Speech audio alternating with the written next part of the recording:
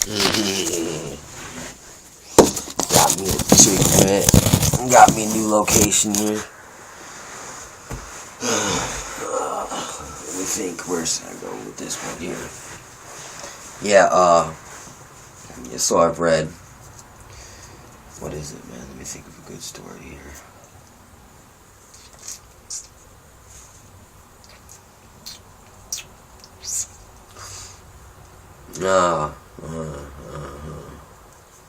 Tales of history.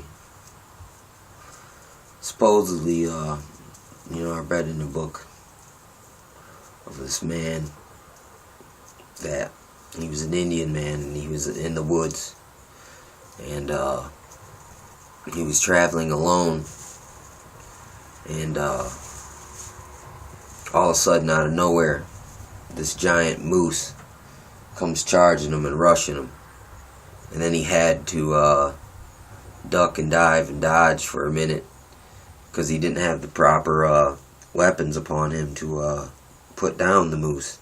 So he basically snapped a stick in half, and it was sharp enough that it would stab it, but it couldn't kill it, not in one stab. So he's weaving around these trees, stabbing this moose, and it's charging at him. I mean, this is a superhuman, or a giant moose. I mean, the way it's described in the tale. And so he keeps poking at it and stabbing it and catching it and getting it in between trees where it couldn't fit through because of its horns. You know what I mean? Same thing I do with the circular walking through the posts. Anyway, and he stabs this thing, and he keeps stabbing it, and finally it dies. And then when the tribe comes to come look at it, there was so much blood everywhere that they called that forevermore the name of that place the battlefield, or the ground, or the blood field, or something like that. Because there was so much blood, it looked like it was a battlefield. I love those stories right there. Alright, we got enough time for another one. Let me think of another tale that'll make you go, that's pretty cool. Alright, here we go.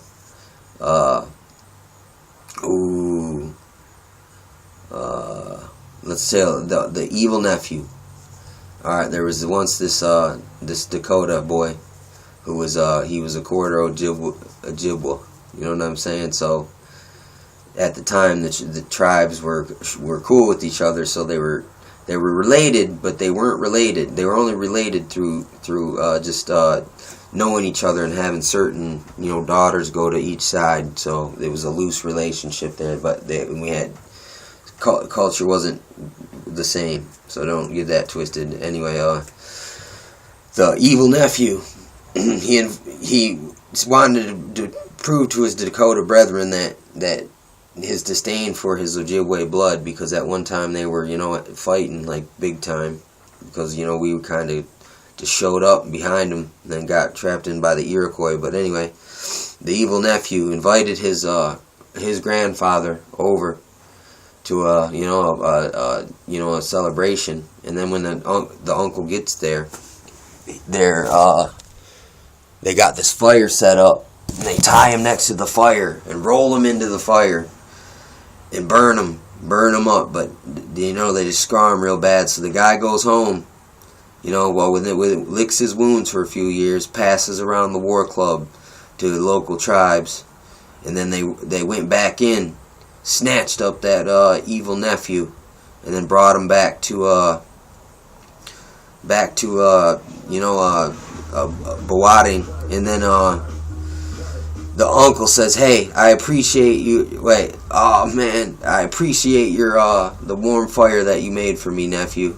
So, in appreciation, in return, I make you this warm mantle." And he took the deer, and when he gutted it, he left the fat on the skin. So they took a deer skin, put it on a fire, let it get hot, and then he put it on the evil nephew, and it fucking consumed him to nothing.